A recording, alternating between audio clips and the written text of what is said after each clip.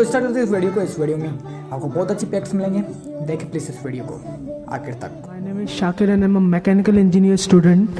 I would like to ask you a question that how can you prove to an atheist scientifically the existence of God?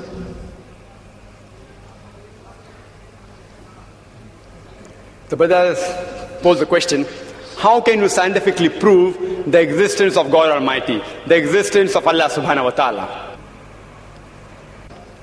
Especially to an atheist who does not believe in God. The first thing I will do is that I will congratulate that atheist. I'll congratulate him. You know why? If you look around us, he is a Hindu because father is a Hindu. He is a Christian because father is a Christian. Some Muslims are Muslim because their father is a Muslim. This person, though he may be coming from a religious background, he does not believe in the false God which his parents attribute to. So he does not believe in God.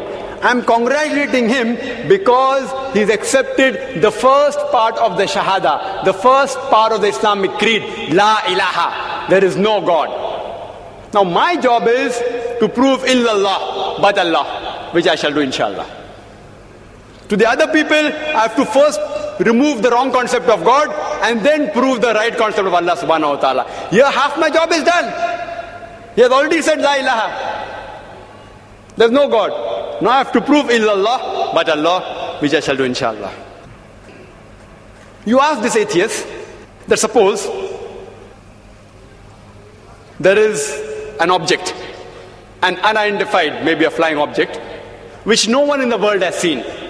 No human being in the world knows about this object. If it's brought in front of you, and if you're asked that who will be the first person who will be able to tell you the mechanism of this unidentified object, you have to ask him the question.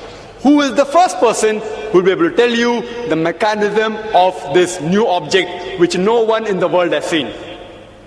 After thinking for a while, he'll give the answer. The person who will be able to tell you the mechanism, the first person, is the creator of that object. Some may say manufacturer, some may say producer. Whatever they say, don't grapple with the word, accept it. It will be somewhat similar. Either creator or producer or manufacturer. But remember what he has told you. Keep it in your mind. Then ask him the next question. How did the universe come into existence? How was it formed? He will tell you by the Big Bang Theory. Tell him the Quran mentions in Surah Anbiya, chapter 21, verse number 30, about the Big Bang Theory. Who could have mentioned this in the Quran 1400 years ago? So he will tell you, maybe it's a fluke. Don't argue with him. Next part of the question. We did not know that the light of the moon is reflected light. We came to know recently. You ask him, he'll tell you, yes. The light of the moon is reflected light. It's not its own light. When we discovered, he will tell you recently, yesterday, 50 years back, 100 years back, yesterday in science. You tell him, the Quran mentions that the light of the moon is reflected light 1400 years ago. Who could have mentioned that? Maybe somebody had a wild guess. Don't argue with him. Continue. We thought the sun was stationary. You ask him, is it stationary? He'll say, no, it's rotating and revolving. When did you learn this? He will tell you yesterday, 50 years back, 100 years back. Quran mentions this 1400 years ago. He will hesitate, but may say, maybe some intelligent person wrote it. Don't argue with him. Continue. How was the universe initially? What is celestial matter? He will tell you, it was smoke. How did you come to know? We have got proof, we have got evidence. You tell him, Quran mentioned this 14 years ago. Who could have mentioned that? He will hesitate. Don't wait for response. Continue. Keep on posing question after question. All that I give in the lecture, keep on posing one question after the other. That water cycle, how do we come to know about it? Quran mentioned 14 years ago. About every living thing made from water. Who could have mentioned that? Quran speaks about botany, the male and female. Who could have mentioned that? Pose one after the other and ask the question, who could have written that? Then you tell him that there is a theory known as theory of probability. That if you have two choices, out of which one is right, the chances that you will make the correct choice, just at random is 1 in 2. For example, if I toss a coin, it can either be heads or tails. The chances that I'll be right will be 1 in 2. If I toss it twice, the chances that I'll be right both the times will be 1 upon 2 multiplied by 1 upon 2, that is 1 upon 4, 25% chance. If I toss it thrice, chances I'll be right all 3 times, 1 upon 2 multiplied by 1 upon 2 multiplied by 1 upon 2, it's 1 upon 8, 12.5%.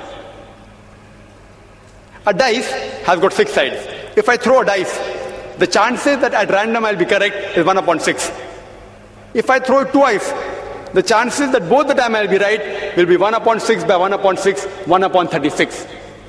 This is called as theory of probability. If I throw the dice twice and then toss a coin, all 3 being right will be 1 upon 6 by 1 upon 6 by 1 upon 2 is 1 upon 72. So you ask him, the chances may be, if you ask, what is the shape of the earth?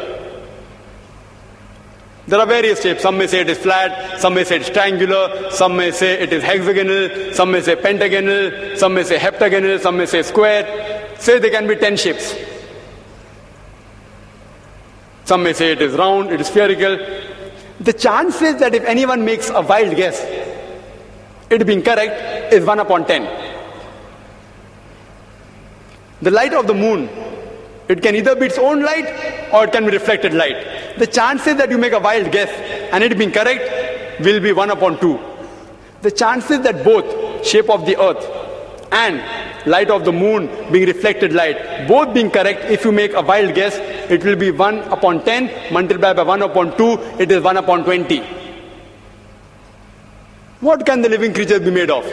Some may say sand, some may say stone, some may say aluminium, some may say gold, say 1,000 materials you can name. Some may say water, some may say silver, 1,000 materials. The chances that you make a wild guess and one of them being right, according to mathematics, is 1 upon 1,000.